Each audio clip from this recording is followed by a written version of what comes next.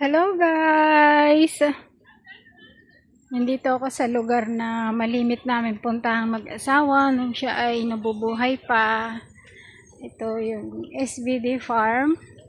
Malamig kasi dito guys dahil marami siyang puno at may mga restaurant naman na pwede nyong kainan.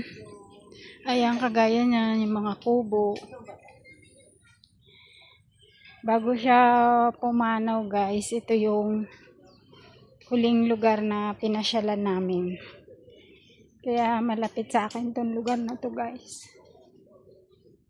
Malungkot kasi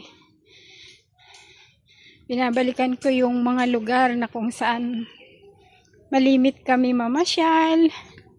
Mahilig kasi kami pumunta sa mga nature church.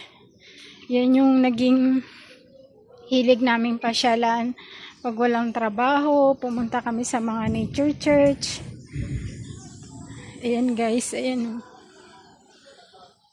Kailan lang nandito kami namamasyal mag-asawa. Ngayon nag-iisa na ako na bumabalik sa lugar kung saan namamasyal kami dati. Ayan. Ayan, may mga kubo kasi kaya pwede kang dyan kumain, kaka-relax dahil napakaganda ng tanawin guys. Ayan, puro puno. Dito lang to guys sa SBD Farm sa Tagaytay. Malimit kami dito mag-asawa, pero ngayon nag-iisa na lang akong namamasyal mula nung pumanaw siya. Ayan. Manaw yung mister ko nung April 29. Ayan, kaya 23 years kami nagsama. Ito yung pinaka-banding namin pag walang trabaho. Mamasyal sa mga nature church. Ayan, yan ang gusto niyong puntahan. So, inakyat pa namin to guys eh. Medyo sama-sama na yung pakiramdam niya nung huling pumunta kami nun dito. Pero nagawa niya pa itong akyatin kahit medyo mataas na. Yan. Sorry guys kung nagiging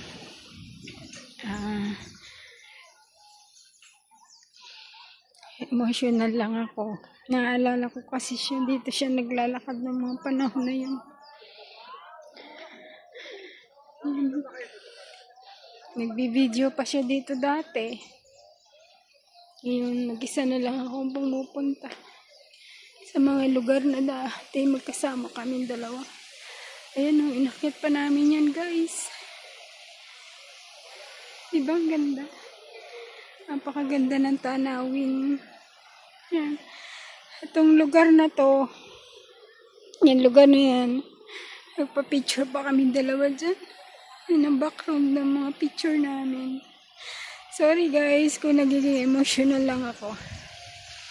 Hindi ko lang talaga maiwasan yung biglang pagpanaw ng asawa ko. Marami pa siyang pangarap. Ayan. Hindi niya man lang na-enjoy yung buhay niya na hindi na siya nagtatrabaho.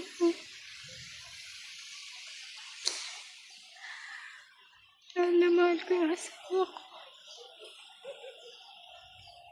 Mag-isa ko na lang na binabalikan yung mga lugar na dati magkasama kami pumupunta, kasama kami laging namamasyal. Ngayon mag-isa na lang ako kasi mula nung pumanaw siya. Pero para sa akin di naman siya nawala. Hindi ko lang naririnig yung boses niya, hindi ko lang siya nakikita, pero alam ko na nandito pa rin siya sa tabi ko, sa puso't isipan ko. Ayan guys, pinagawaan ko siya ng ash pendant. Yung kanyang part ng ash na may green bone. Ayan, pinagawaan ko ng pendant para lagi kaming magkasama kahit saan ako pumunta. Kasama ko pa rin siya. Hindi ko na nga lang siya nakakasama o nakakausap or naririnig yung boses. Pero kahit saan ako pumunta, kasama ko siya dahil nagpagawa ako ng pendant niya na may ash at sinama ko yung kanyang green bone. Ayan guys, maraming salamat. Mananatili siya sa puso't isipan ko kahit na ilang taon pa yung lumipas at alam ko sa sarili ko na hindi na ako magmamahal pa ng iba. Mahal na mahal kita, sweetheart, kung nasaan ka man.